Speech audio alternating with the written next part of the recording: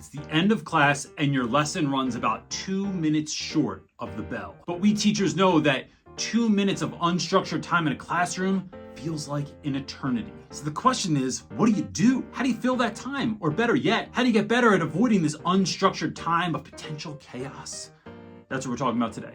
Before I jump into this, at the end of this video, I'm going to share with you something that many of you may do, but no one should ever do in class at the end of class. So we'll get to that in just a minute. But, I want to jump right into this because there are these moments that you have in class where you're just like not really sure what to do. Maybe your lesson ran short. Maybe you didn't plan as much as you needed to plan. Maybe, last class it ended right on time, but this class things went a little bit faster, right?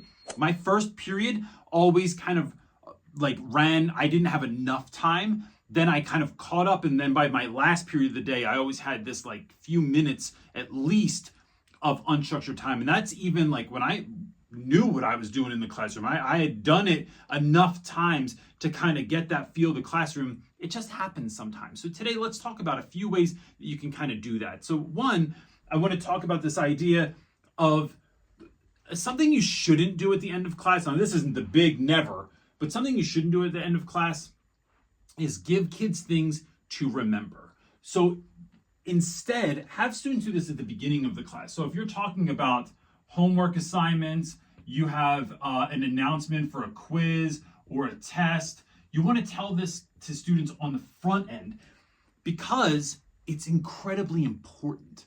You don't want this to be a tag along of you just listened to my 50-minute class, or if you have block scheduling, my 90-minute period, and then at the end, oh yeah, by the way, super important announcement, you have a test on Friday. So do this in the beginning of class. You can say it again to remind students, but especially if you're using something like an agenda book, you're having kids write something down, you want to bring their attention to it on the front end. Like I said, these are really important, and so do that first, because this is a time when you do this at the end of class, right? This is what happens. Kids are packing up their book bags. They're getting their stuff together. They're standing up. They are talking to friends. No one's listening anyway, unless you're super strict and you got this on lock, in which case, good job. Number two, ultimately, what you want to get better at is watching the clock, right? So I want to, in my period, now this sounds like a no duh, right? That is okay.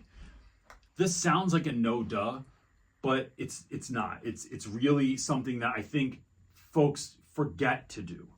I think we look at the clock in the beginning of class and maybe in the middle of class, and then you're looking to see when the period's done so you can take a breather or go pee for the first time in 4 hours. But what you want to really do is you're watching the clock for a different reason. So what I'm trying to do is build anticipation at the end of class. So one of the reasons I want to get right to the end is right to that moments before the bell rings is I want students to be able to I want to end the reading at a certain part. I want to build up a concept, an idea. I want to show the kids something in class that is going to make them want to come to class tomorrow. That's going to make if I do get right to the bell, that they go, no, just keep going, right? Even if that's a video you're watching, leave it on a cliffhanger. If it's a story you're reading, leave it on a cliffhanger. If it's a concept that you're explaining that's really fascinating to the students and you got them locked in, you want to leave it on a cliffhanger. Builds anticipation, and this gives us a new it gives you a new motivation to get to the end of class where I'm trying to time this just right so that I can build that sort of anticipation at the end of class. The other thing is if you have I'm going to say, look, this one is for, I don't know what that was.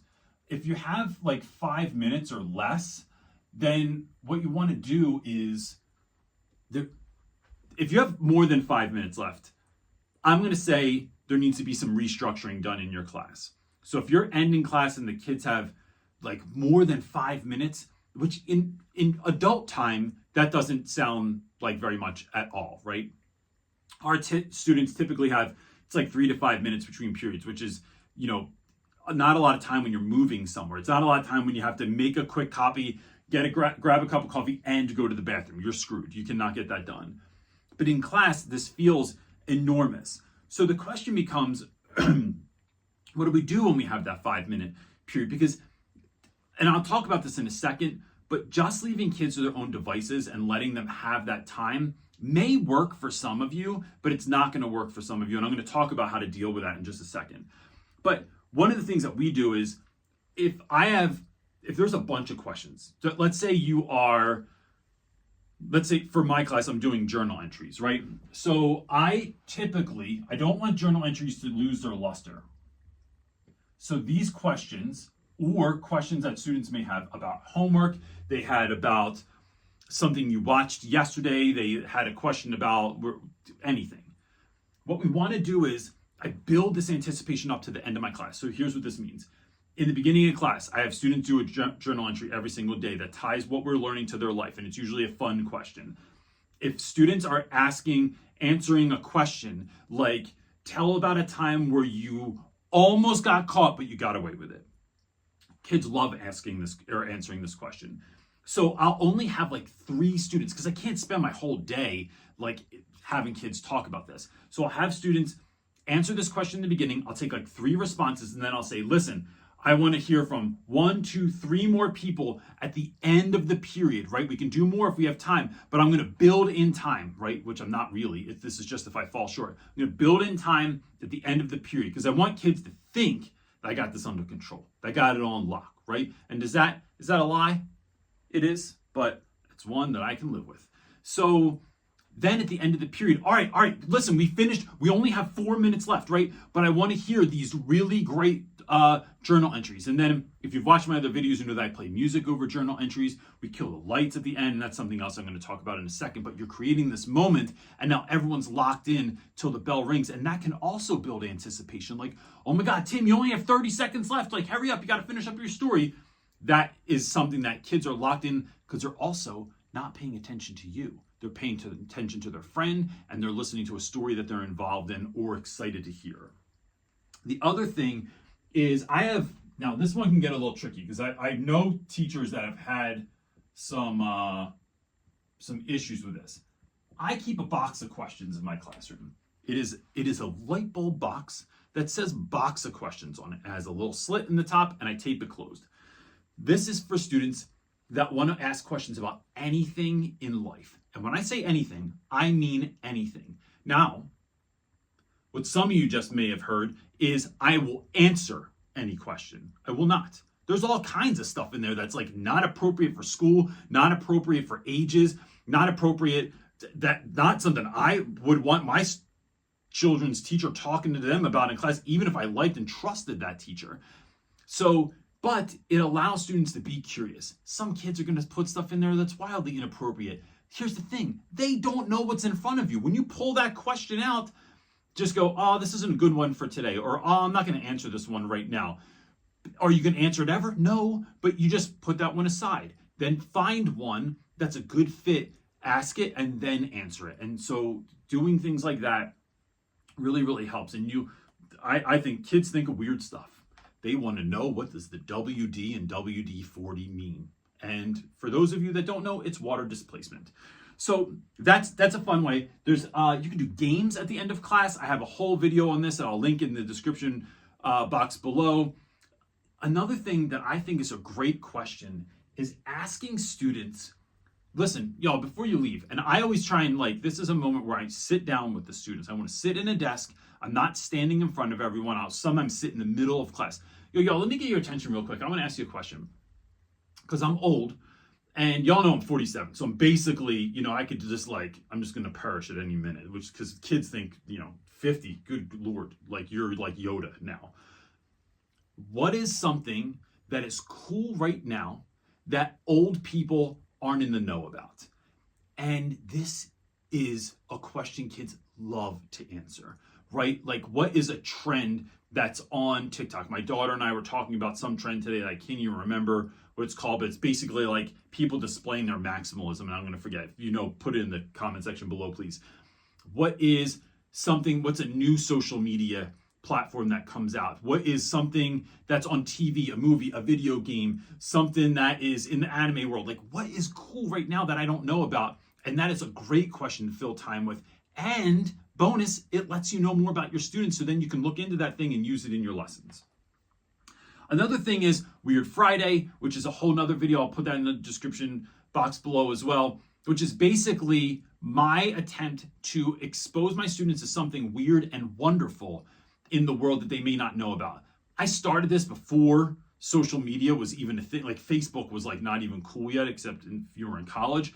But it is still worthy because kids are the algorithm is telling them what to watch all the time. Sometimes I can put them on to stuff that they have no idea exists and is really eye-opening, really kind of fun and fascinating. And so that's a fun way to kind of end a class, especially for us. It's on Friday. Now, look, if we don't get the work done, we can't do Weird Friday. So it's really being mindful of like getting things done, and it incentivizes getting things done. And, you know, the last thing that I want to talk about before I get into my nevers is if your students can handle it, give them the time, right? So some of you are wondering, like, what does that mean? I think school does a thing where we do not let our students have a moment. Living in New Mexico now, we are looking at a school that after the first 2 or 3 periods, the students get a 25-minute break that they can do whatever they want during, right? So they can kind of step outside for a minute or shoot basketballs around or something. They can go on their phones. They can play a video game on their computers. They are given this time as a brain break. And this is so brilliant because I think that when we look at how education is run, it is from the first, you're supposed to teach bell to bell, right? Academically rigorous content from bell to bell. Then you have 3 to 5 minutes if you're in a school that's switching classes to get to the next thing. If you're in elementary, it's from thing to thing to thing to thing to thing. When my kids were even in elementary, they had 7 minutes to play on the playground once a day. That means my first grader had to walk with their little tiny legs all the way to the playground, and within 7 minutes from leaving, they had to be back in their classroom in 7 minutes. That left about 5 minutes to play on the playground a day. And so I think gifting kids back time to go, I tell them, you're not allowed to call anyone. I don't want you to text anyone, and that's one you just have to trust on. And you are not allowed to post anything.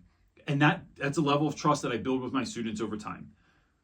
But if you want to look on Instagram, if you want to play a game on your phone, if you want to play a game on your computer, if kids can handle it, that's something that I've chosen and that my school was all right with. That, well, actually, they weren't totally all right with it, but I did it anyway because I knew it was good for kids. So that was part of it. If kids cannot handle that time, give them something to do. So you might have a couple of kids that have a hard time staying seated, finding something to do, not getting too loud. Give them a task. Hey, can you run this down to the front office? Could you, come here real quick. Can you help me clean this up? Get this ready. Grade this real quick. I need someone I can trust. And then bringing kids into that as well. Or sit with those kids, right? This is not time off for me. This is time for me to connect with young people that are in my classroom, to continue to build those bonds, to see what students are into. And sometimes just that proximity is what's going to be the winner for you. All right, now, the last thing before I go, that you should never, ever, ever, ever, ever do with students under any circumstances, no matter how old they are, is let kids stand up, let kids line up, let kids be at the door. Right? This is not something that you want to do, because here's exactly what's going to happen, and you all know that this is true. So you want to stay away from the door. Why? Because kids, when they get up, now there's commotion. And I'm going to tell you what, motion equals commotion. And so what we do, did that make sense? It made sense in my brain. Anyway, here's what we're going with. When kids stand up, then they're going to get ready. Now there's potential for issues. Once we're standing at the door, then that's fine. You might think that's fine, but then that leads to opening the door. Then that means to looking out the door. Oh, there's my boy at the end of the hallway. Now I'm looking, hey, what's up? What's up? Yo, come here. Now I have students leaving other rooms. Now my student might leave the room. What's the problem? I'm not even doing anything. I'm just standing here talking to my friend, just out here in the hallway talking to my friend. This is wrong for a couple of reasons. One, it leads to kids leaving your class early. It makes you look like it, and it doesn't just make you look like it. You have no control of your class when you do that. It also leads to issues in the classroom. It leads to safety issues where, like, we need to have kids in a safe space in our schools. And so having them in the hallway is taking them out of that kind of zone of safety and taking them into something where you cannot keep an eye on them, so you don't know what's going on out there. Asking students or telling students that they have to stay seated. At my end of my class, if I have extra time and I want to give it to the students, I tell them, you can sit anywhere you want. You just have to stay seated. That means your actual butt has to be in an actual seat, not on top of a desk, right? You're sitting in a seat, but you can move and sit with your friends if you want to. But never, ever, ever, under any circumstances, are we lining up at the door or standing at the end of class, because it just leads to issues. Make sure you check those links below for those other videos. And if you're not already, please follow us on Instagram. That's where you're going to see all the stuff that's like the life that's happening and all the kind of shorts that we're putting out to give these small teacher tips to try and help you all as much as humanly possible. That's it for this time, gang.